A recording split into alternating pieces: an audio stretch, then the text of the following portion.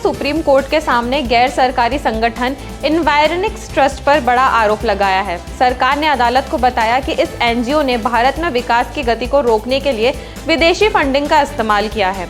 केंद्र सरकार ने आगे बताया कि एनजीओ को 90% धन विदेशी स्रोत से प्राप्त होता है। इसने कोल, स्टील और थर्मल पावर परियोजनाओं के खिलाफ आंदोलन किए, जिसमें उन्हें विदेश से पैसे भेजे गए।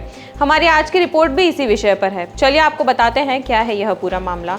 नमस्कार, मैं यशस्वी जोशी स्वागत करती हूँ आपका यूबीई न्यूज में, जहां हम न सिर्फ खबरें लाते हैं बल्कि उसका बारीक और सटीक विश्लेषण भी करते हैं। आयकर छूट वापस लेने की चुनौती को खारिज करने वाले दिल्ली हाई कोर्ट के आदेश के खिलाफ एनजीओ की अपील का भी विरोध हुआ। सॉलिसिटर जनरल तुषार मेहता ने कहा कि एनजीओ के घोषित उद्देश्यों के अलावा अन्य उद्देश्य के लिए विदेशी धन का उपयोग करने के कारण एफसीआरए के तहत विदेश से धन प्राप्त करने की अनुमति और आयकर भुगतान से छूट रद्द कर दी गई है। न्यायमूर्ति संजीव खन्ना और न्यायमूर्ति दीपांकर दत्ता की पीठ ने कहा कि आयकर विभाग की ओर से एनजीओ की कर योग्य आय का मूल्यांकन और पुनः मूल्यांकन जारी रहेगा, लेकिन अधिकारियों को निर्देश दिया गया कि वे इसकी आय से संबंधित साक्ष्यों के ऐसे मूल्यांकन के आधार पर अंतिम आदेश पारित न करें। कोर्ट ने साथ ही एनजीओ से मूल्यांकन कार्यवाही में पूरा सहयोग करने को कहा। एनजीओ की ओर से वरिष्ठ अधिवक्ता एस मुरलीधर ने दलीलों का जवाब देते हुए मेहता ने कहा कि आयकर विभाग की ओर से दायर संक्षिप्त जवाबी हलफनामे से साफ पता चलता है कि एनवायरनिक्स ट्रस्ट को भारत और विदेशों में सार्वजनिक परियोजनाओं को रोकने के लिए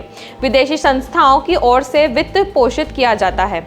यह भी पाया गया है कि ट्रस्ट भुगतान के आधार पर परियोजनाओं के खिलाफ प्रदर्शन कार्यों की व्यवस्था कर रहा है। आयकर विभाग ने हलफनामे में कहा है कि ट्रस्ट ने घरों में राहत पैकेज बांटने की आड़ में उड़ीसा के एक गांव में विकास परियोजनाओं के खिलाफ विरोध प्रदर्शन को वित्त पोषित किया है। ट्रस्ट ने अपने आईसीआईसीआई बैंक खाते से प्रति व्यक्ति 1250 रुपए की राशि उन व्यक्तियों को हस्तांतरित की है जो उक्त विरोध प्रदर्शन में शामिल थे और इस संबंध में दर्ज एफआईआर में नामित थे। आयकर विभाग ने कहा कि व्हाट्सएप चैट से प्राप्त साक्ष्यों से पता चलता है कि एनजीओ के प्रबंधित ट्रस्टी श्रीधर राम मूर्ति ने प्रतिरोध संग्राम समिति के प्रशांत पैकरे को ट्रस्ट की तरफ से 711 लोगों के बैंक खातों में 1250 रुपए हस्तांतरित करने के बारे में जानकारी दी थी और स्वीकार किया था कि ट्रस्ट फेयर ग्रीन और ग्लोबल अलायंस 2 सहित विदेशी संस्थाओं के साथ काम करता है, जिसमें 6 डच सदस्य संगठन शामिल है। आईटी ने कहा कि जो वुडमैन और ट्रस्ट के प्रबंध ट्रस्टी श्रीधर भारत में कोयला